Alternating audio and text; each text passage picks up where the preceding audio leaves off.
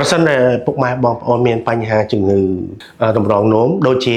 រលាកតម្រងនោមរលាកថ្លើមនោមរលាកក្រពេញប្រូស្តាតគ្រោះក្នុងតម្រងនោមរលាកប្រព័ន្ធមហូរនោមទឹកដក់ក្នុងតម្រងនោមមានជាតិពុលក្នុងតម្រងនោមហើយជាពិសេសនោះបងប្អូនដែលកំពុងជួបបញ្ហាអាការៈ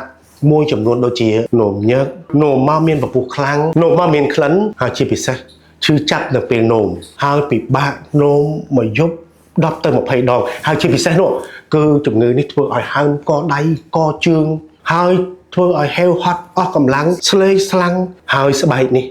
ក៏ចាប់ផ្ដើមមានកន្ទួលរមាស់ប្រសិនបើពុកម៉ែបងប្អូនអ៊ំពូមីងមានអាការៈដូចខ្ញុំរៀបរាប់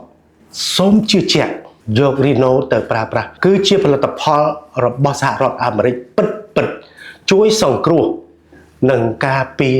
ជំងឺតម្រងនោមរបស់លោកអ្នកយ៉ាងមានប្រសិទ្ធភាពបំផុត